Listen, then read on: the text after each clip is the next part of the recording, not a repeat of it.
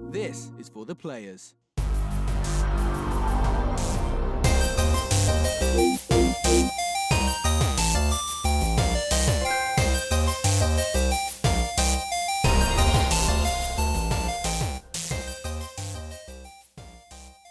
I'm Ryan Betson. I'm Max Cooper. And this is For the Players, the pop culturist PlayStation podcast. With 40 years of playing PlayStation and 6+ years in that games media combined, I'd like to thank you for joining us in this PlayStation conversation. This PlayStation conversation happens every Monday morning at 8 a.m. on podcast services, including Spotify, and 9 a.m. on those YouTubes. If you'd like to take part in future conversations, please check out our socials: Facebook, Discord, Instagram, Twitter. All our links are in the description below. If you want to join us as the conversation happens, head over to twitch.tv/thepopcultures where you can watch us record this show live. It's a damn good bit of fun. If you want to support the show, you can. You can tell your friends, you can tell your family about this PlayStation pod. Go to your podcast service of choice, give it a 5-star rating, written review, or if you're watching us here on YouTube, be sure to like, subscribe, notification bell, and leave us a comment. I do my very best to answer every comment possible. And if you want to support us financially, you can at patreon.com/thepopculturist or our merchandise store, popculturist.com/shop, where you can go buy shirts and other assorted shit with our logos on it. Max, I'm going to kick things off this week with the Ryan Get Less Fat update right off the fucking gate. I did it. I goddamn did it. Good. 20 kilos gone. 20 kilos gone, ladies and gentlemen. That is 100% right. I have now lost, well, actually, I've even gone more. It's like 20 and a half now. So I didn't just hit it. I punched it a little bit more. So for those playing internationally, well, it's probably still 20 kilos. But if you're in America, it's 44 pounds. Nice. It sounds so much more impressive in pounds though, doesn't it? Yeah. Like 44 pounds or 20 kilos. But yeah, so yeah, 20 kilos. So as we discussed, 2 weeks ago, like what would I do? And the answer was, I'm going to get a tattoo. I spoke to your boy, the guy that done those two. Nice. And yeah, we're in talks. It was what I like to hear. It was great because I was like, hey, it's like, do you have any bookings going? He's like, yeah, I've got one at this date. I'm like, all right, cool. This is what I'm wanting. I'm very bad at visualizing, so here's it badly photoshopped on me, and he goes, that's actually right, quite helpful, thank you very much. But yeah, so that'll be in the upcoming weeks. I admit I'm a little bit nervous. I'm excited but nervous. It's a real bummer that he's only letting one person in the studio at a time. I can't come with and hold your hand. That sucks. I was gonna say she come with, but my one recommendation is get yourself some bum rash cream. The Ben Panthen? Yeah. Oh, we got so much left over from my kid. I've got like 4 tubes at home from the various tattoos that we've...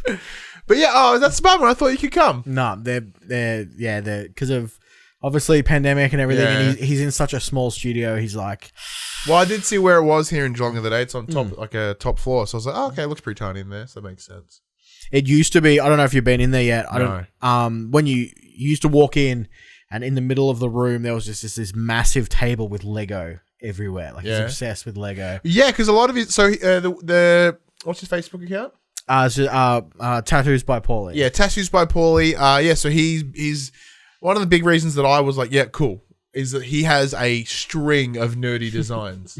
Like, there's anything you want as a Lego figure, he could do. Yeah, his Lego joke is pretty impressive. So many other, like, little, like, just nerdy tattoos on his page. I'm like, all right, this is my man. Like, this is the guy. Because that's what I think. Because I keep seeing all these other tattoo places, and they're all like, the watercolor ones, which are a big trend right now apparently. Or there's just the standard tattoos, and just like, I don't like any of this shit. Like, that's not me. I don't want a tattoo of like a fucking pinup or a anchor. I don't think anyone gets tattoos of anchors anymore. But like, get a compass on your chest so you always know where you're going. Lame. So lame. So my apologies to all those who have compass tattoos. No.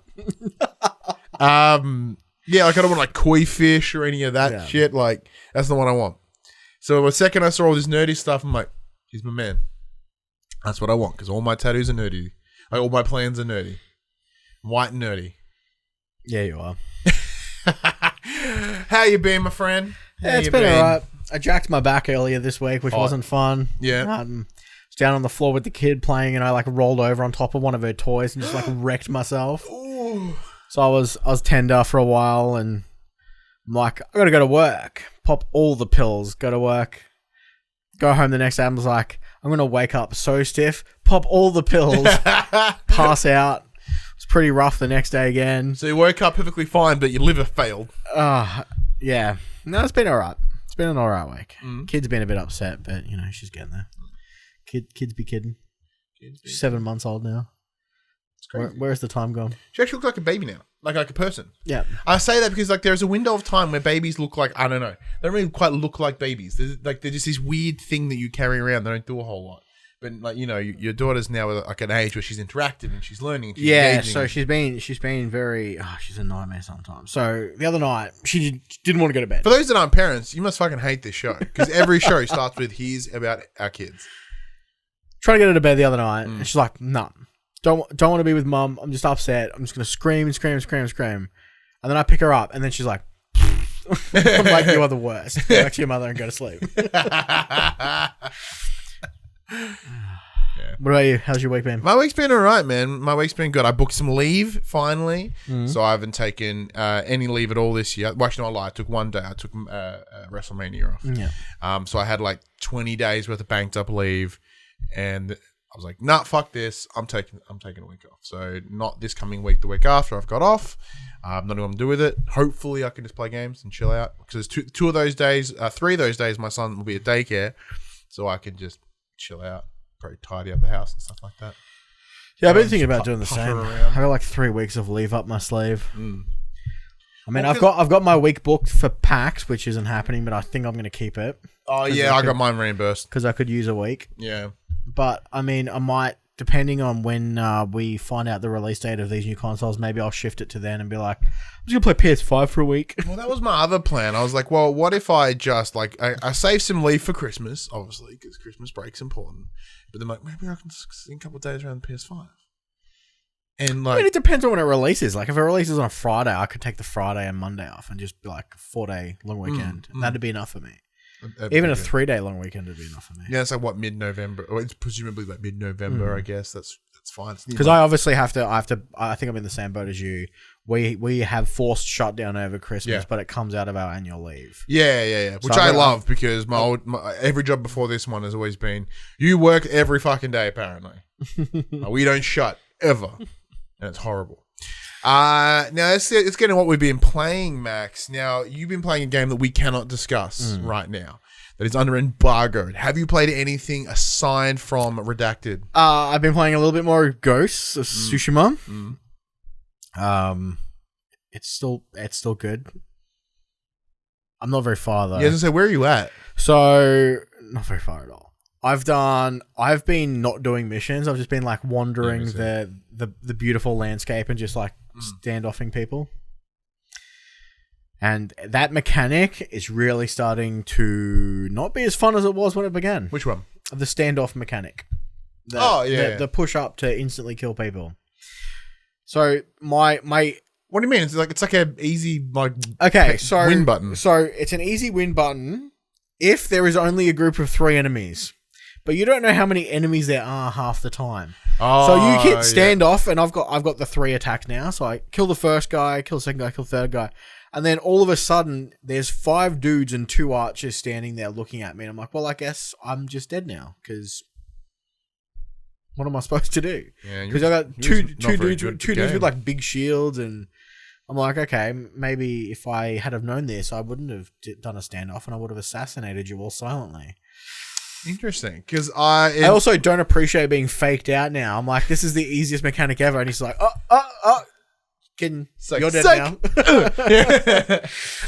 So I'm still in the first act, but I have explored almost the entire map, the entire first island. I am so distracted by everything. So I'm doing all the locations, all the little side tales, and I'm like, I should probably do the main ones. So there are 4 or 5 missions that you need to do in order to progress to the second act, and they're all about finding people to recruit to help get your uncle back from that place. I have done all of them but one. So there's like get the archer like Una, and then there's another gentleman, and then there's the get Una's brother to help build some shit. Yeah. I've done that one, and now I've got to get the Straw Hat Ronins involved. Yeah, so I've only done the blacksmith. Oh, okay. It's the only one I've done. Yeah. So right now I'm doing like literally the last mission for the Ronins, and then I'll progress the second island. But then I think you can go back, which is good because I don't like that I haven't left it all discovered. But yeah, I've put like a lot of hours into it. Like I've got to be at like 15. Have to be. Like, because I played it for like an hour or two this morning. I played it for an hour or so last night. I played it at work for like 2 hours. So like there's like a little 2 hour increments here and there, and like they add up. And then plus what the 5 or 6 hours that we played last week, like I've got to be in the teens. I've got to be. And like I feel like I'm not even getting anywhere. I guess what's 50 hours or whatever. So it's kind of like, yeah. So I'm like, I'm not even like piss farting around with the photo mode. Like I'm getting in, I'm doing missions, and I'm going to locations, and I'm fast traveling. So sometimes if I'm just, horsing around, pun intended, like I'm going from blah, blah, blah, blah. But like the game is so fucking serious. Like there's only one character of minor levity, and just because he sells sake, so he presumably shit faced. Yeah, I mean, and like everyone else is so somber, which I get because it is like, it is a wartime game. Yeah, and everyone's just super serious and like, and no one has any chill, except like there are some minor moments of Jin being like not so serious when he hangs out with this Ronin mate who turns out to be like a friend of his from way back. So like there's minor breaks in his like super serious persona. I do like where I get my ass out at Hot Springs. That makes me laugh every time. Foxes are cool. I like finding the foxes. I love taking out bases. But by the sounds of it, you and I have a very different approach here. You go the Assassin's Creed-y, stealthy. So it depends. Yeah. Like there are times where I can brute force combat my way through, which is fine. It's when I'm stuck in a small space and there's too many dudes. It can be quite difficult. But I do like I do much prefer trying to do it stealthy and go the assassin's way, which I find hilarious because, they're always saying, you're a samurai, you face your opponent straight on and there's like no repercussions for just like full on just being the full ghost. It happens a little bit later. So there's a cutscene. So once you start knocking off the goals for the Act 1, it cuts back to I can't remember his name, the Khan guy. I'm calling him Steve. Steve Khan. So you see Steve Khan, and he's talking to your uncle, and he's like, so your boy, your nephew, like, why am I finding people being stabbed in the back? I thought you samurais were full of honor and shit. She's like, and he's like, the Jin would only ever fight with honor, and you're like, you're about to learn a whole lot about me, dude. I've been shanking everyone from the shadows. I've been shooting everyone in the face, and yeah. So what I've like we said, my approach is around. I just kind of go in, like, but I may stealth a couple archers, and then I'll be like, hey. And then they're all like, hey, what's going on? And then I shank him. I mean, it's the same approach I have in Assassin's Creed. I'll play stealthy until I get caught, and then it's just guns blazing. Yeah. But, like, I enjoy the fighting, the combat system is very simple in terms of just smash him with triangle until the shield breaks and shank him. Yeah. And then dodge the attacks. And because I've explored so much, I've actually unlocked a lot of the abilities to, like, there's only, like, one move that's unblockable to me right now. So I'm just like, ching, stab. Ching, stab. Oh, the guys come through with a big mace. Oh, ching, stab. Yeah, I mean. So, like, I guess I've kind of cheesed it a little bit by accident, but yeah. So awesome. Yeah, but no, the game's really good. I'm enjoying it. Like the story itself, I can't give a shit. That all you've been playing? Pretty much, yeah. I feel bad. I've been playing 3 games and two of which I can't talk about. Oh, I know the other one as well. So, like. Sorry, everyone. It's just rough. I've been playing Ghosts. Yeah, I'm playing Ghost and Age of Empires, and that's it. There's nothing else. I have been tinkering away, of course, at Story Seasons Friends Mineral Town. It's just because I love that game. Yeah, love it so much. Anyways, let's get into the section we call Inform the Players. We tell you about what happened this week in PlayStation. And now we're going to kick things off with what's in the title. I know it's clickbaity as shit. I did it on purpose. But it's only clickbaity if we don't talk about it. PS5, ladies and gentlemen. So the rumor mills are churning once again. Following Sony's showing, was it last month? Last month. Yeah, last month. Last month. The rumors have started again about Sony's next showing. Apparently, according to the rumors, the next PlayStation 5 event will take place on the 6th of August, just 2 weeks away. The trouble with this rumor is it comes from a very questionable source. Roberto Serrano, who has correctly predicted PS5 related news in the past, but he's also the person who kickstarted all the pre-order rumors last week. Yeah, fuck him, by the way. So we big didn't grain mention of it- salt. We didn't mention it last week. There was this rumor mill going around that pre-orders was going to like happen on this day at this time, and then nothing happened. And like you and I were like actively watching shit. Because you had the night shift, I had the day shift, and we're just keeping an eye on it. Either way, Although they did find that if you pre-order,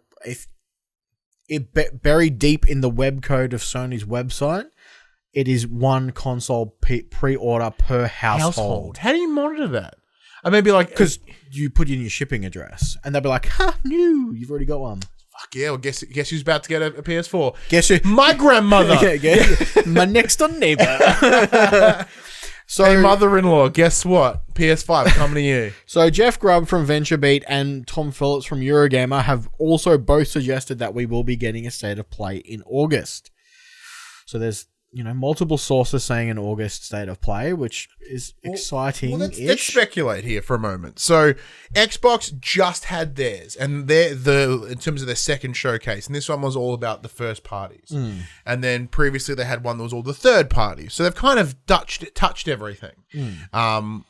We can talk about the Xbox stuff a bit later, I guess. But here, PlayStation kind of blew a lot of their load. Well, not really, because they blew everything that was coming in the near future. Yeah. They haven't even touched upon everything that's coming down the road. So unless this is like, hey, here's the price, here's the date, and here's everything that's coming. And it's the big... it makes sense to have another one. I mean, obviously... Or what's coming launch window. Yeah. What do you think? What do you think, mate? Yeah, I think it's the same thing. I think we'll get to see a little bit more of what's coming. Hopefully, we'll get a date. We'll get a price. It'll probably be a smaller showing than what the last one was, I would imagine. I would imagine too. Apart from that, it makes sense for them to say something soon because 3 months, give or take. Well, that's the point. If it is November, yeah, like August, yeah, that's 2 and a bit months. Yeah, and that's Sony, a lot of money to get. Sony should give us some time to save. Well, if you're smart, you should have already been saving. In this pandemic time when everyone's jobs are all loosey-goosey. Yeah, and if you're in Australia, your JobKeeper's about to get slashed, so there's that too. Yeah. So any last bit of possible money you did have. Funny story about that, though. Oh, yeah, well. I'll tell you. Oh, okay, cool. It's funny. Yeah, so like if anything, if you're smart, you should have already put like a little bit aside every week or every fortnight. Because like it's so unknown how much it's going to be, you probably should have. But speaking of money problems and the PlayStation 5, I'm going to pay today. For those of us who aren't happy with the PlayStation 5's color scheme, there is a UK-based personalization company called Truly Exquisite, who they announced earlier this week that they are launching a 24-karat gold PlayStation 5 just in time for Christmas. Oh. You thought the PS5 was expensive already. Make that shit gold. They are also offering platinum or 18-karat rose gold as well. For the record, this organization does not appear to have Sony's endorsement, so it's literally going to buy up consoles at launch and coat them with precious metals, most likely. Quote, "We cannot wait to start custom making these true beauties," the organization explained. "Stay tuned and register your interest as we will have more information of pre-orders and distribution soon." There was no price attached, but it looks like they are willing to customize the controller and the new Pulse 3D wireless headset as well. You'd have to get the platinum one, right? If you're going to go out, like literally make your console a platinum trophy. In other money news, some lucky PlayStation Plus members have been receiving free store credit to celebrate PlayStation Plus 10-year anniversary. It's $10 in the UK and the US. Aussies are getting $15 reduce. It's unclear what the requirements are to be eligible for the promotion aside from being actively subscribed to PlayStation Plus. Now, I have not received a free $15 reduce. Me either. But Sony have now noticed that I did not play for Ghost of Tsushima and they now charge me. Oh, drats. After a week of me getting please it. explain that to the peoples at home. So, last week I decided to buy Ghost of Tsushima on the PlayStation Store. I purchased it through PayPal, and then they're like, Sony have cancelled. PayPal have. No. So I got an email. I got an email via PayPal saying Sony have decided to not honor this agreement, and they will not be charging you. I'm like, okay. So I downloaded Ghost of Tsushima because the process went through, and then when I tried to boot it, it said you do not own this game. Please go to the PlayStation Store and purchase it. So it loaded the PlayStation Store. I'm like, nah, I'll just cancel, and then reopen the game, and it worked. I'm like, oh, I guess I just win. And then so this was Friday when it launched. As of Wednesday this week, they charged me, which is fine because I wanted to purchase the game anyway. Oh, jeez, Christ, everybody. And it was just humorous that they're like, nah, we don't want it. And then they're like, hang on a minute, you've got it. You owe me money. Give it back. I do. Give it back. Yeah, so Puck in the chat, he hasn't received a $10 code. Yeah, I don't know anyone. I don't know what the I know one person that has. Mm. And that's a good friend of the show, Real Dave Brown. You should follow on Instagram. He's amazing. It seems just having an active membership, and I guess, but maybe it's like if you've had it for like super long. I mean, I've had it since it released on PlayStation 3. I don't think I had. I think I was pretty poor back then. So that's all the PS5 stuff that we have. Let's talk about Godfall. So, ever since Godfall was announced, the PlayStation 5 exclusive has been described as a melee Destiny game. In a new interview with the technical producer, Richard Hain, this doesn't seem the case. Speaking with Arix Gaming, he explained it will not adopt the divisive games as a service model and will have no microtransactions in the game. According to the developer, there is a full-length campaign that can be beaten. Replayability comes from endgame content, which can be tackled once you finish the main story quests. Quote, we don't consider the game a service, explained Hain. There are no microtransactions in Godfall, but we are planning plenty of content for you to dig into once the final boss has been defeated.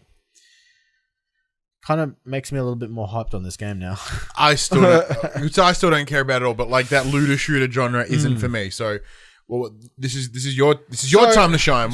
So, you know, my biggest concern was the whole, it's going to be like Destiny, it's going to be filled with microtransactions, it's going to be games as a service, it's going to be one of those games that I have to constantly play and grind to get the next best thing, and it doesn't sound like that's going to be the case. Well, I think you will still have to grind to get the next best thing, but there's no option to pay your way out of it. Yeah, so that's good. Yeah, which is certainly positive. Like, I have no interest in playing it regardless. I will likely if it comes, if it happens to come our way on that launch window. I mean, it'll be one of the earliest release PS5. Yeah, PS5 and I think probably cover it so. for that reason. But I'm not there. So time will tell. And less microtransactions is good microtransactions. Talking about another PlayStation exclusive, Ghost of Tsushima. Sony is having another great release of a new IP coming with Ghost of Tsushima. Alongside Horizon Zero Dawn and Days Gone, Ghost of Tsushima can be labeled a hit, selling 2.4 million copies in its first 3 days. It is Sony's fastest selling new IP, beating out Horizon, Days Gone, and Bloodborne, and it is sold out completely in Japan. And it is locally. And locally too, is it? Yeah, one of my someone at work tried to pick it up. Like, it's not available anywhere. So it sold more copies in Japan than Last of Us 2. It's the biggest selling Western game in Fuck, Japan. who would have thought? Japanese people like Japan. Yeah, I wouldn't imagine. But I've made this really cheap riff like a bunch of times. Like, cool. There's money in neckbeards. There's money in weebs. Like, they have disposable income. If they can buy statues and other stereotypical weeb shit, then they're gonna buy this game. And because this game is the fantasy. You're a samurai. You have katanas, and the smaller ones, I don't know what they're called. I'm gonna call it a katani. So you got a katana and a katani, and you've got the robe and the straw hat, and you're living the samurai dream. You've got all the nobles. Yes. So for many, it's the perfect game, and I can understand why it's selling so well. And it's the Assassin's Creed game that Ubisoft simply would not make. True. So everyone's like, I wanted that. They didn't make it. I'll pay those that have. Shout out to Sucker Punch. Smashing it. Smashing it. Speaking of Ubisoft. Yeah, I knew that was coming. Ubisoft has confirmed that its next digital showcase will be coming in September following its Ubisoft Forward event earlier this month. Ubisoft has also announced that it will not up the price of its PlayStation 5 games this year, although they have not made any comment on its post-2020 plans. According to Jason Schreier, who listened in on the firm's earnings call, it plans to price upcoming titles at the standard $60 MSRP USD. Yep. For both PS4 and PS5 releases. Quote, we are concentrating on the Christmas releases, a spokesperson for the publisher said. We have decided that these games will be launched at current prices. Well, it makes sense because Ubisoft really could do with less bad PR right now. Yeah. Yeah. Yep. Fun fact: if you want to know more about, because we are in no way the right people. We are not smart enough to talk about what is happening at Ubisoft right now with all the allegations of abuse, mistrust, and even rape. Like, Jim Sterling's covering it pretty hard right now. I highly recommend you go watch his content on it. There are much smarter and more competent people that will give you all the information because are also a lot more well informed than what we are. Yeah, exactly. So go check them out because for us it's as simple as it's fucked. Yeah. It's fucked, and and I'm glad that there is changes and that there are people that are just sort of straight up. Well, they're not being fired though. They're leaving, and that's the shitty thing. Is they're like oh, I left on my own terms. Like no, you didn't. Piece of shit. Frustrating, but yeah, please go check it out. Show some support to those that have chose to step up, and get their information out there. It's a very, very brave thing to do. We'll talk some Assassin's Creed Valhalla.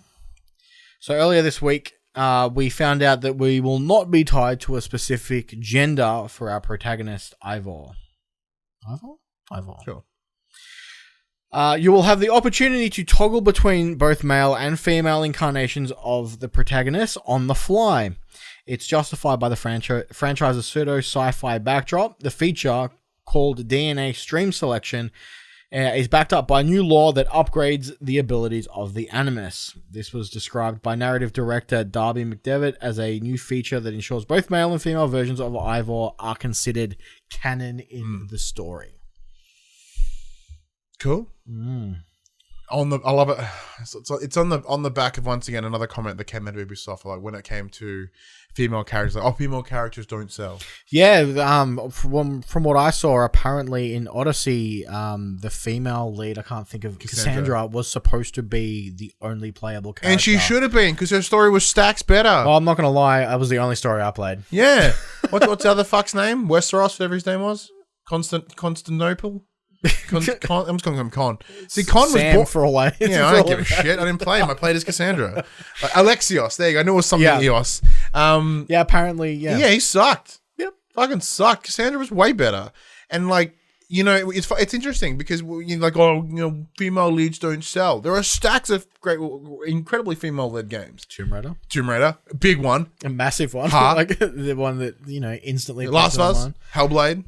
Hellblade's so good. Yeah, man, there's so many great female leads, and like I said, clearly there's meant to be this way. Metroid, yes. Metroid, fuck yeah. Well, it went longer time like no one knew that Samus was a woman. Took the helmet off, and I was like, ah. But yeah, there are so many, and it's really dumb, and it's really ignorant of them to make that statement. But yeah, that's cool. Tetris Effect. Oh yeah. I remember this game. That's a thing. Good fun.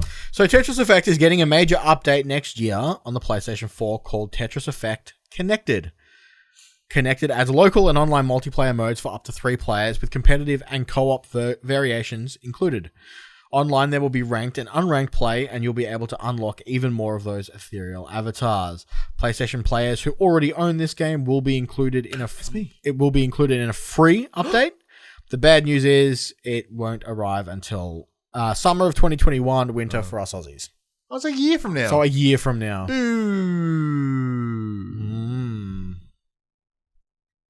I love that game. That game was really good. It was what I really enjoyed the most, apart from it being like a visual trip, was when what's what I'm looking for? Like it affected the beat, like the musically, like the rhythm of the game was involved by how you helps played you and get the in speed the you zone played. very easily. Yeah, because I remember sitting there playing as I'm dropping things, just like it, which is good and bad because I wasn't playing entirely to my best because I'm just like drop, left, right, drop, down. Oh shit, I put the wrong one there. Oh god, I can't stop. And then I would lose. Game's brilliant. I love that game, and it's so cool in VR. Yeah, and I'm grateful you can play it out VR because VR sucks. I hate setting it up so much. Mafia. Oh yeah. New gameplay trailer came out this week. Yeah, so the original Mafia is being remade from the ground up on current gen consoles, and going by the most recent gameplay footage, looks pretty good. Does look pretty good. Does look pretty good. When asked whether there was a temptation to add new open world elements to the remake, Blackman replied, quote, "Honestly, not really. We wanted to keep true to the spirit of the original, which is this kind of linear, mission-based, narrative-driven experience. That's really what we've stuck to, but with that said, though, there are some opportunities for exploration. In other words, this is still the Mafia game that you may remember. It's just rebuilt." In the chat, there is a eggplant and splashes. I think Dave's a fan.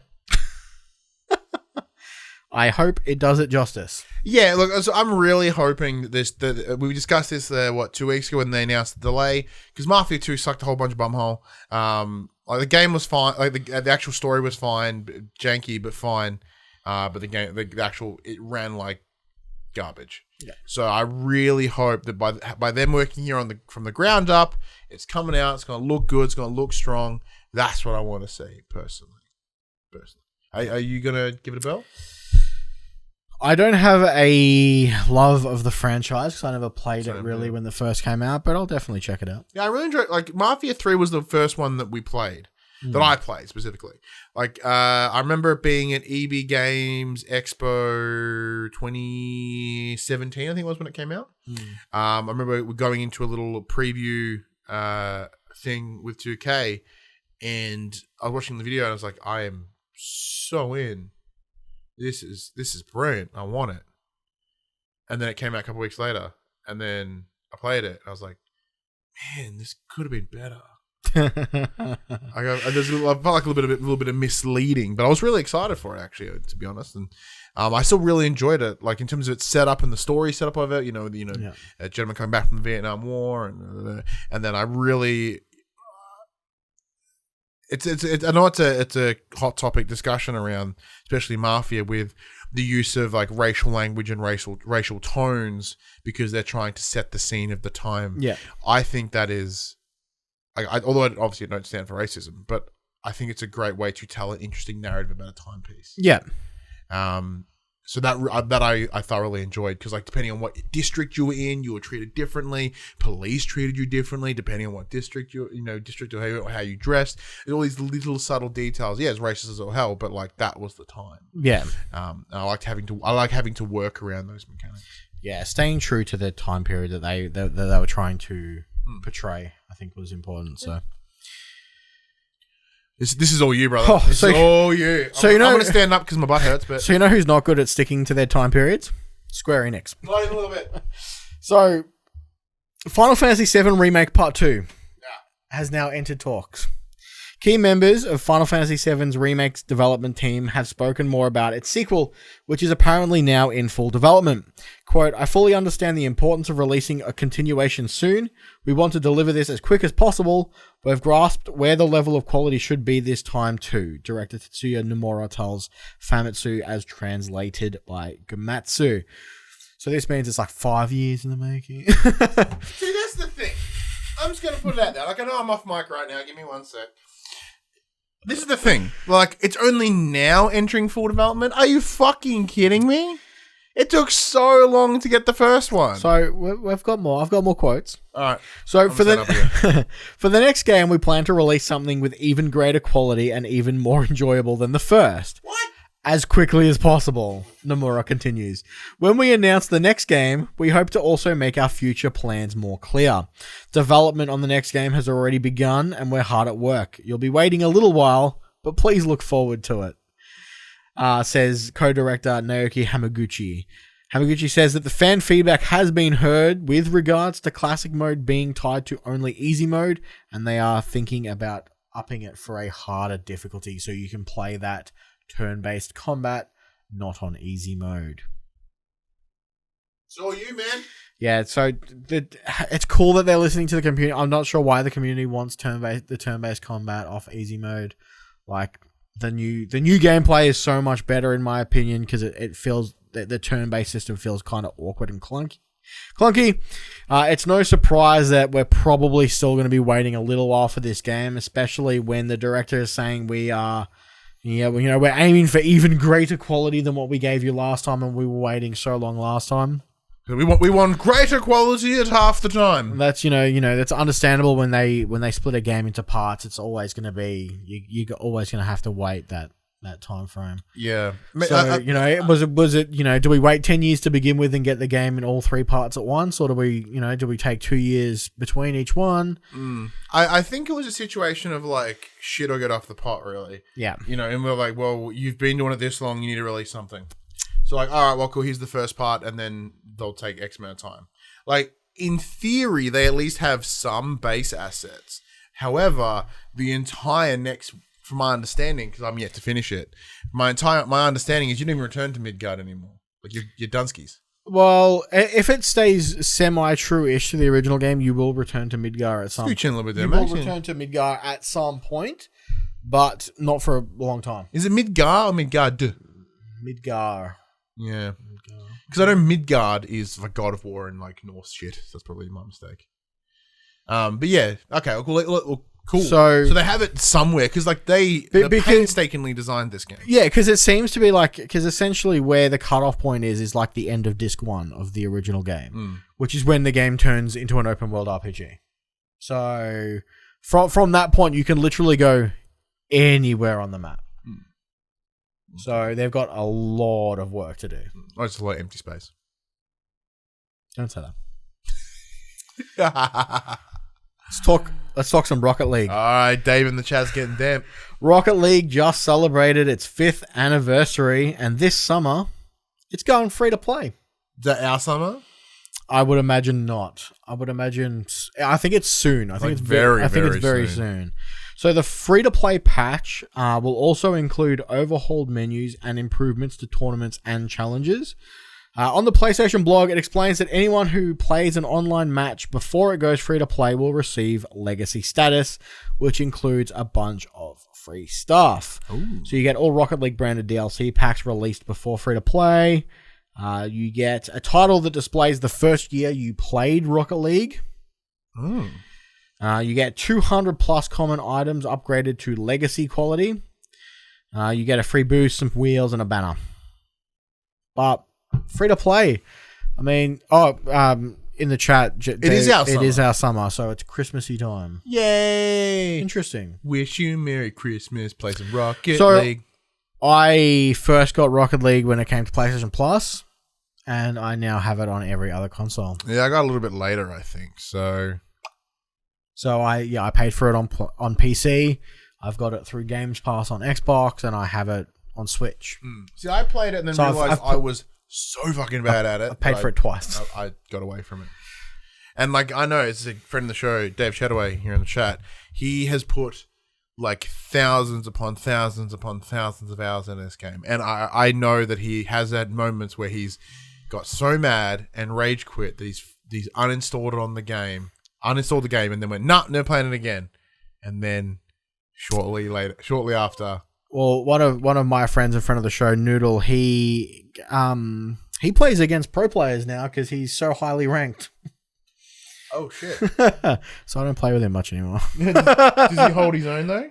Yeah, I guess he must. He's still that rank, so yeah, must be pretty good. Cool. Apparently, he plays like garbage when I play with him. It's like he's a pro player, but whenever you play him, it's like you only ever see him be garbage. Chataway claims that he is trash, but I refuse to believe it because you can't put that much time into it and at least not be pretty good. Maybe comparatively. No, he's not bad. I'll play with Dave. He's good. Stock Spooderman. Spoods! Developer Insomniac Games has confirmed that PlayStation 4... This is a really short one. Probably could have quick bit of this. Developer Insomniac Games has confirmed that PlayStation 5 exclusive Marvel Spider-Man Miles Morales, that is a mouthful of a name, will have an optional performance mode which offers 4K resolution at 60 frames per second. For reference, OG Spoods ran at 30 frames on PlayStation 4. See, this makes complete sense. I don't think it's it is remarkable, but it's only because this, at its core, is repurposing Spider-Man on the PlayStation 4. They also haven't announced if it's true 4K or if it's that upscaled checkerboarded 4K. So it'll be interesting to see. But 60 frames per second is nice. Well, which once again they've discussed about how like Spider-Man was their testing bed for what PS5 is going to do with its speed of the SSD and the processing of the next gen console. Like, you know, swing faster, move faster, and I think it will greatly benefit from the 60 frames. Like, without a doubt. Like, having replayed the DLC recently, having played the DLC recently, not replayed the game, which I still haven't finished. I might go back. Yeah, I'm looking forward to it. It still looks remarkable now. Oh yeah, and then but it makes my PS4 Pro like hover. Yeah, mine doesn't do that. Mine doesn't overheat anymore. Maybe it's just used to being so hot that it's just like, I can't be bothered anymore. Oh, dude, I forgot to mention this. I streamed Ghost of Tsushima and it fucking overheated my PS4. There's an actual screen that come up and it's like, hey, your PS4's a bit hot right now. And it's on stream. I should go pull the screenshot. But yeah, so like, I'm not surprised. I would hope that it's doing that, especially if it's playing it on the PS5 version, which is what they've said. Because it's just, all right, well, grab what was over here and pump it up. And that's kind of what we want to see. As we look at forwards compatibility and old games that are getting souped up, this is what we want to see. These are the results that we want. I think it's awesome. Quick bits. GTA Online set to get its, quote, biggest update, or biggest ever update later this year, which will feature, quote, our latest take on heists in an entirely new location. What? Oh, damn. Location, damn. You know, like, we better give him something. GTA 6 isn't coming out for like, we ain't giving him, like, we ain't making that shit for years. Last of Us 2 sets a new record with 2.8 million digital sales in June. Go Dig. Dig rocks. PlayStation Store's summer sale is currently running. If you're in the northern hemisphere, it's the winter sale. If you're here right now, I had a look on there. There's a couple of good things. There's some great savings. The problem is because of the nature of what we do, and I've bought games a tons. Yeah, and as Reverend Puck put in the chat, Red Dead Redemption Online is also getting a major update. I didn't look into it. Cool, but that's also on sale right now. So both GTA 5 and Red Dead Redemption 2 are part of the sale. I think it's like $15 for GTA. GTA 5 ever not on sale? It has windows of time, and then a bunch of mums get sucked in. You need to get the top selling games for this week. I've already pulled it up. Oh, look at you. Yeah, so there's a bunch of stuff in there. A lot of the hits are on there. It's a situation of, if I didn't have that, I'd buy it. If you, for any reason, you have Horizon Zero Dawn, but not the DLC, Frozen Wilds, $9. Far Cry 4 is $5. Sorry, Far Cry 3 is $5. Yeah. Do get on there. There's a lot of things in the sale. Persona 5 sells more than 1.4 million units worldwide. Go Persona 5. Fucking A. And the VR update is out now for Dreams. Yeah, you booted in. I haven't yet. Oh. It's sitting there installed, ready to go, though. Yeah, mine's been updated, but it's such a bumhole to do things. Alrighty, this is where I get to say, because I don't say enough in this show, apparently. Here are the top 10 best-selling games for the PS4 for the week ending 19th of July, 2020. They are: number 10, Need for Speed Heat. That was a random jump up. I think it was on sale. Number 9, The Last of Us Remastered. Number 8, FIFA 2020. Number 7, God of War. Number 6, Marvel Spider-Man. Number 5, F1 2020. Number 4, Call of Duty Modern Warfare, which I also believe is on sale. Number 3, Grand Theft Auto 5. Number 2, The Last of Us Part 2. And, of course, number 1, Ghost of Tsushima. Surprising no one. That's exactly as I expected. I was surprised that GTA 5 and Call of Duty went up in the list. Like, how many do they sell each week, Max? How many? I'd really love to know the numbers. I still argue like is there some guy just buying like 2 copies of GTA every week? this is something that I argued like yonks back, Because we know Ghost has sold heaps. Because you can't get it anywhere at the moment. Well, that's my point. I think there's a disparity between, I presume, the top 2 and everything else. Like there's probably like tens of thousands in between sales within the top 1 and 2, and then there's got to be like hundreds from 3 to 10, right? Yeah, I mean, well, this covers both physical and digital sales, so it makes sense that you're picking up your God of Wars, your Last of Us, because they're PlayStation hits. They're what, $20, $25. Like on the image, this information's like we obtained from PlayStation Australia's Twitter account. They do link where they get it from. I'm just fucking chasing down. See, my theory is what Reverend Park just put in the chat. Yeah, so GTA. Yes, Reverend Park is hackers. 5. Got to be people who get caught hacking and banned online, buy it on a new account, start playing it. Call of Duty, Grand Theft Auto, makes perfect sense. Yeah, actually makes a lot of sense. And it's one of those things with GTA 5 being what, like 18 plus, and the game's popular. Someone's turning 18 every day. Cool. I'm gonna buy it. I already bought it. I already bought it like 4 times. Yeah, I own it on like 3 different consoles. Yeah, I own it on the PS3, I own it on the PS4. And PC? I have it on disc on PS4, and I have it on digital on the PS4, and I have it on PC. Damn it. I'm the worst. Anyway, Max, that is all of the news. There is no main topic this week, which is another news week. Do you want to have a chat about Xbox's event? Cool. Change your plans. In comparison there to is, in fact, a main topic this week. In comparison to what Sony was showing? Yeah, man. So this week, Xbox did have their latest presentation, as we discussed at the start of the show. Around, like, this is where they showed a lot of their first-party stuff, for all their Xbox game studios, what they were showing. So it went for about an hour and 20 minutes. Yeah. Because it had a pre-show. Yep. So a lot of big hitters were there. So we saw Halo Infinite. They opened with Halo Infinite. Yeah, they opened with Halo Infinite. So I was like, well, I guess it's all down here from now. Yeah. I'm like, what are you gonna? We saw Forza Motorsport. We saw Obsidian. So we saw some DLC for Outer Worlds. A new game called Grounded, which is like a cool little. You're little in the backyard of your house. That looks kind of interesting concept. Awaken, whatever it was. Yeah, I think that's Obsidian. Yeah, it's Obsidian's like fantasy Skyrim RPG. style. Yeah. Then there is another from Don't Nod, which is the guys who make Life is Strange, I believe. Yes. Maybe. Either way, they've got a game called Tell Me Why. Tell me why, and it looks like shit. Like it looks so bad. Like it looks good and garbage at the same time. I don't know how to explain it. The lip sync's off, motion's off. It looks exactly what I'd expect from a episodic narrative shit in the stream of Life is Strange.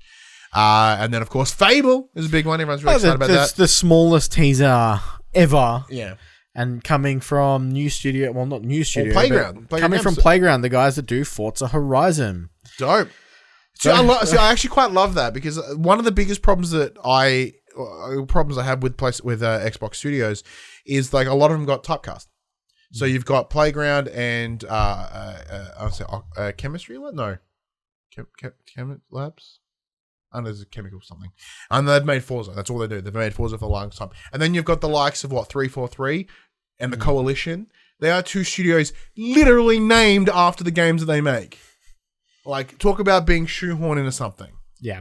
So at least Playground have the benefit to go off and do something else. And don't get me wrong, they do such a good job with Forza. So I'm looking forward to seeing. Yeah, like delivering that level of quality and fidelity, and like granted, obviously racing games are somewhat simpler to develop for in some ways. It's dope. All right, cool.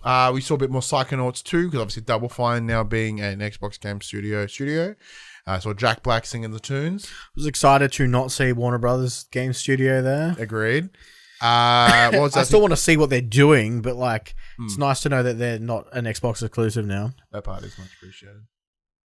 Was there anything else? So what? Not really. And then they did their whole, Xbox Game Pass. Everything you see here today will be available. State of Decay 3. There was a cinematic for State of Decay 3. We played and reviewed State of Decay 2 on the channel, like yonks back, and I really, really enjoyed it. But it did not look very good. So, although granted it's a cinematic trailer, I'd like to see where State of Decay goes. I think there's a good concept in State of Decay. And the idea of a meat-eating zombie deer that's munging on like a wolf sounds amazing. But yeah, their biggest takeaway was everything that you saw is day and date on Xbox Game Pass. And then they did their announcement of Project X Cloud will be available to all Games Pass Ultimate members at no extra cost. And they dropped an announcement from Bungie saying Destiny 2 and all its DLC is coming to Games Pass. That's huge. Which is huge grab. So that would not have happened if Bungie was still under the wing of Activision. Remotely. So it cannot be argued how absolutely amazing that all of these games are available on Games Pass. That is remarkable. And I really wonder where's the money? Because everyone's paying what, $10, $15 a month. So I think it's $15 for Xbox Ultimate Games Pass. Which that is not enough money to sustain this. Well, they were saying I don't have the numbers. I could probably quickly look it up, but it's like millions of subscribers monthly. Yeah, true. So even if they've got 1 million subscribers monthly, that's $15 million a month they're making on Games Pass. Yeah, no, fair. So they're just like to all the guys that are giving them games to put on it. So what was interesting as well is in keeping with their current narrative, in the chat, as Puck Reverend goes, Puck, yeah. they're getting rid of gold, which means all the online features will be free. That's pretty huge. That leads me to something else I want to talk about, and this is where it comes from after this. So what we saw here in true narrative that they've been, what the narrative has been right now, is Phil Spencer made the statement that there is no more exclusives for Xbox.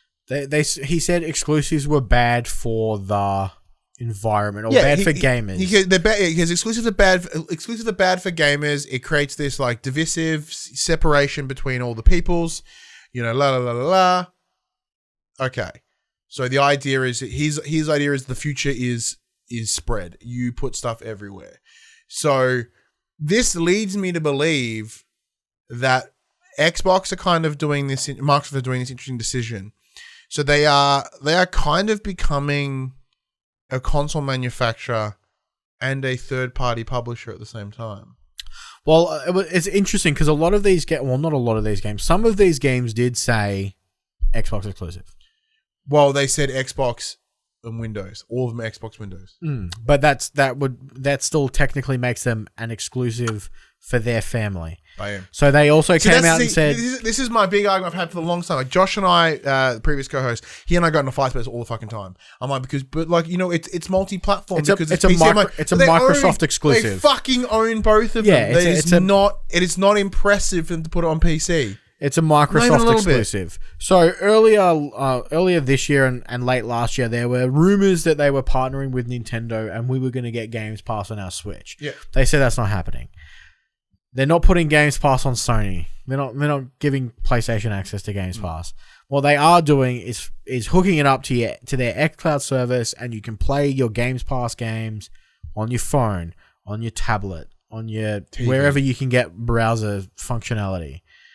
Which is cool, but they're still very much exclusive on their network. Yeah. Whether it be PC or their home console. Which if anything, it proved exactly what my argument around this was. I think I've presented it on the show, but I'm like, it's a fucking PR lie. Like, and the narrative that's been eaten up by the populace is, oh, Xbox is so much better that they're there for the people because they don't have exclusives. Like, no, motherfucker, they have exclusives because exclusives are what sell consoles. In order to remove that from your console manufacturer, you are completely changing the marketplace around consoles, and that's not changing anytime soon. Yeah, because at the end of the day, if you have no exclusives, why would we buy your box? It's already there right now. Like, if it's available on PC and if it's as truly, well, even though it was confusing in this as well, If it's truly like open and you can play it on any Xbox you have, why the fuck would anyone want to buy a new Xbox? But like, Because even the bottom of the screen, so it had Xbox Series X, Xbox One, and Windows PC. But not everyone had that. State of Decay, as an example, didn't. It was just Xbox Series X and PC. Does that mean it's not playable on the old Xbox? Is that also flipping on their previous statement? Like, I really liked Xbox's statements around that really sort of customer-focused delivery, because that is true, and that is because they've been talking about their smart delivery for months now. And that is exactly what PlayStation is missing. Like, that level of just honesty and really focusing on what the customer wants. That's what PlayStation were at the start of this generation. But their actions here are showing a completely different conversation. And like, it's not as you said, like, they're like, you know, everyone should play games as long as you play it on our systems. Like that, then that's not what they're saying. And the populace, the consumers, are out there, you know, taking that information and as gospel, and they're like, this is what it should be. And it's like, but that's not what they're delivering. Yeah. So it makes me wonder, because coming into this next generation, like, the reason I believe the reason that they've made these calls and these lines in the sand around trying to publish more games, whatever, is because they know that their exclusives or their studios aren't delivering the same like level as PlayStation. That's objective. That's not, you look at scores, review scores. That's objective. That's not subjective. And not to mention that all the newly acquired developers that they've gotten are nowhere near ready to show anything. Exactly. So by them shifting over to this more customer focused, you know, play shit anywhere, it's going to work now, because that's what the narrative they need to tell coming into it, right? But I don't see it paying off, personally. Yeah, you know, because it's like, if you have like what you'll get, and like, they'll still get money because people will buy the game, but it's just like, well, you have a PC and you have a PS4 and PS5, sorry, and you're covered. Yeah, like, you get all the third parties, you get all the shit. You know, it's yeah. So in the chat as well, Dave mentions that as his example, he has Ultimate, but he, however, would never buy an Xbox game, like, ever. He just wouldn't do it. He goes, all I know is I have a PC now and I can play games that used to be locked to a console. Sounds less exclusive to me. Yes, it's less, but the wording that they've been using is less exclusive, like hard and fast exclusive. It is no longer a console exclusive, but also still kind of fucking is. Like, because if they were truly down the line of, we are removing exclusives, I'm like, okay, cool. In the coming weeks, you know, back end of this year, Halo Infinite will be available on your PlayStation, because that's what they're selling. They're selling this idea that there's this true utopia for games. Games are available everywhere, man. If you want to play Microsoft games, man, they're fucking everywhere, man. It's just peace, love, and playing games. That's not how it works. Well, it could work that way, but that's not what they're doing. Yeah. What right now, they're essentially shaking their own hand. Yeah. You've got two of the same person, one with a mustache, one without a mustache, shaking each other's hand like, look, look, we're breaking down the walls. It's like, these are your own walls on your own island. Yeah. And I argue that point, because I said I understand that consoles are important. Exclusives are important for consoles, because that's what sells them. Would it be better if they didn't exist? Of course. From a consumer perspective, from a customer perspective, of course. Like, the idea that you have to spend $800 to play some fucking game, that's bullshit. Like, that is a gateway. Like, that is that real gate that gets in the way. You know, it's really frustrating, but this is the market. This is capitalism. This is how it is. It's what you got to work with it. And one more thing, and I'll let you speak. So I fucking just ranted for like 10 minutes.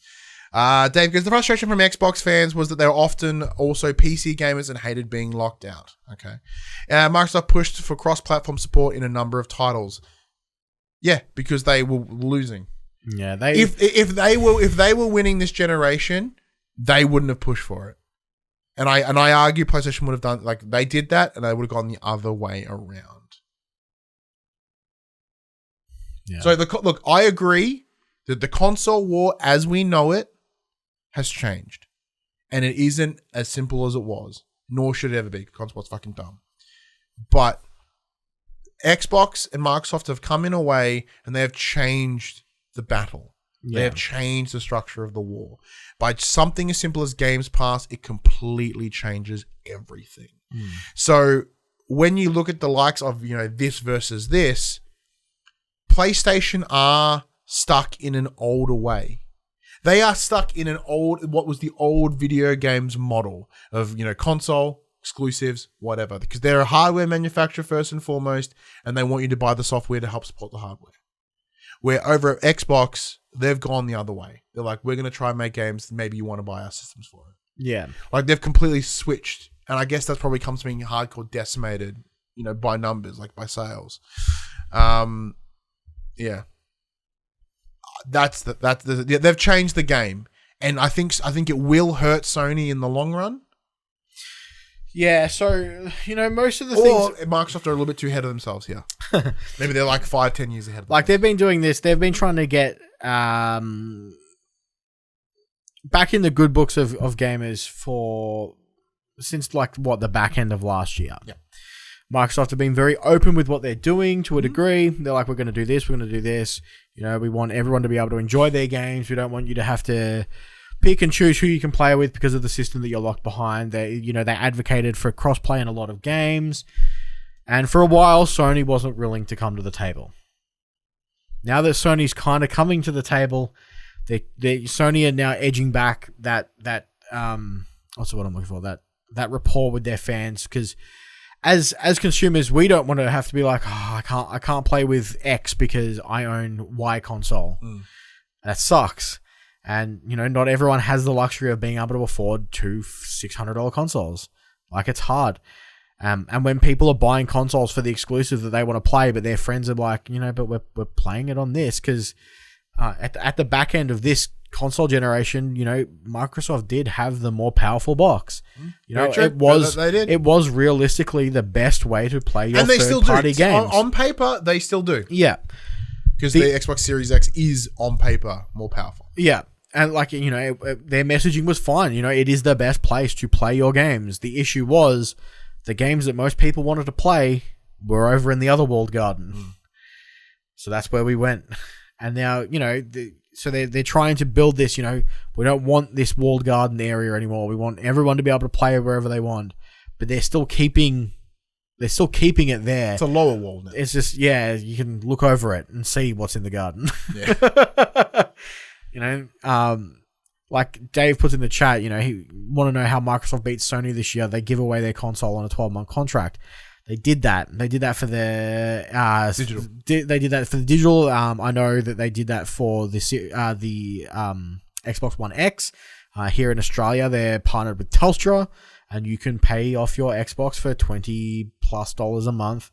It works out to be like $300 more expensive than just buying the box, but you get it straight away. You get your Games Pass, you get your That's Xbox before Live Gold. Afterpay and stuff really kind of kicked in gear. Yeah. So it's it's cool in a way, but between the showing that Sony gave us last month and the Xbox and Microsoft gave us this month, they both showed off their exclusives, and it still stands that Sony's just pulling out the better exclusives. It's just so hard.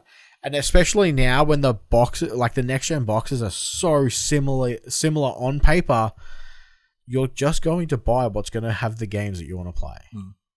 And until there's truly no exclusives, there's always going to be one beating the other. Yeah. And one's always going to have to try and do whatever they can to win the good graces of the consumer to edge them closer into buying their console. Which, don't get me wrong, Microsoft has done really, really well. The last 6-12 months has been great for them. And, Games Pass is that killer app. It is. If you look at it in comparison to PlayStation Now, which we don't even have here, which we don't have in Australia because apparently we're not good enough. I think the difference is PlayStation Now is a streaming service, whereas Xbox Game Pass is you just download the game and then once it's gone. So we simply do not have the infrastructure here. Yeah. But anyways, if you did want to buy games, you can. Here's a list of games that are coming out this week in the section. We've got coming to the players. Once again, there is no drop because I don't know what the fuck's happening over at PlayStation in the US. However, we've pulled up the very ever so reliable VG 24/7, and these are the games that are coming out. We have Destroy All Humans, July 28th. Yeah, so I got an email about that this week. I was like, sure, I'll check it out. Apparently it's really cool. It's an old PS2 game, isn't it? Yeah, because I saw, I was like, I'm going to have a look at this, see what it is. And I had a squiz, and I was like, okay. You kind of got, because there's a bunch of Aussies in it. Yeah. I'm like, and I'm in. A game I'm keen on, Skater XL, July 28th. Oh, God, I haven't played a good skating game in yonks. So we've got Maid of Sker, July 28th. PS4. I believe that was like the horror game with the it's really hard without the blurbs underneath them all. Anyway, there's that. We've got Other Side, July 28th. A Fairy Tale, July 30th. And Creeks. Oh, that's interesting. Creeks is apparently quite adorable. We've just received a content ID claim from the monster. So back in the day, we used to use a song from an artist called Tristan. The song's called Till It's Over. We reached out to him on Facebook and we got permission from him to use it. He asked that we reach out to Monster Cat. He's like, yeah, I'll give you the AOK. Reach out to Monster Cat. It should be fine. We've been using it for the longest time. Not any single issue. And they've just randomly struck a video with it. So I'm about to get a lot of strikes, I reckon. Or claims. Do you still have the original we have? Yeah, we still have the message. Yeah. I'll pull it up. Cool. I edited the shit out of it, so it doesn't actually sound like the song anymore. Yeah. But, oh well. My Gmail's about to go bonkers. But it's interesting it took them this long to get to it, so it's very weird. Sounds like you're going to have a fun afternoon. But that wraps up what's coming out this week. Yeah, Skater and Destroy All Humans probably the big two, eh? See, the problem is like Skater XL looks like Skate, but then I'm seeing some trailers and it looks real jank. So I'm like, I'm excited, but don't get me wrong. There's times that Skate was a real jank. Yeah, but I mean, like it looks as if it's not. It looks like a clone, and that's my initial concern. I saw the trailer. I'm like, oh. The trailer looks great. So I saw some gameplay. And I was like, oh, man. There's like clipping and shit, and like how early is this build? Either way, go and check it out because I like skateboarding. I'm skateboarding games. Skateboarding games are the best. That's true. That wraps us up. It does. So that PlayStation conversation happens every Monday morning at 8 a.m. on podcast services, including Spotify, and 9 a.m. on those YouTubes. If you'd like to be part of future conversations, check out all our socials: Facebook, Discord, Instagram, Twitter. All the links are in the description below. If you want to join the conversation as it happens, head over to twitch.tv/thepopculture so we can watch us record this show live. You can jump in the chat and throw your 2 cents in on the show as we do it. It's always fun. If you want to support the show, you can. You can tell your friends, you can tell your family about this PlayStation pod. Go to your podcast service of choice, give it a 5-star rating, written review, and all that. Or if you're watching us here on YouTube, you can also like, subscribe, leave a comment, notification bell. I respond to every comment where possible because my favorite thing to do is engage with anyone that decides to sit down and watch the show. And of course, you can also support us financially at patreon.com/thepopculturist. No need to. If you want to, it's fine. There's no Patreon exclusives or any extras. I'm lazy. And of course, our merchandise store, popculturist.com/shop, where you can buy shirts and other assorted shit with our logos on it. But until next week, I'm Ryan Besson. I'm Max Cooper. And that was For the Players. Man, I'm going to hit with so many claims. That's funny. I wonder why all of a sudden. Especially if you've already reached out to them and you've got artist permission. That seems crazy. Wait and see.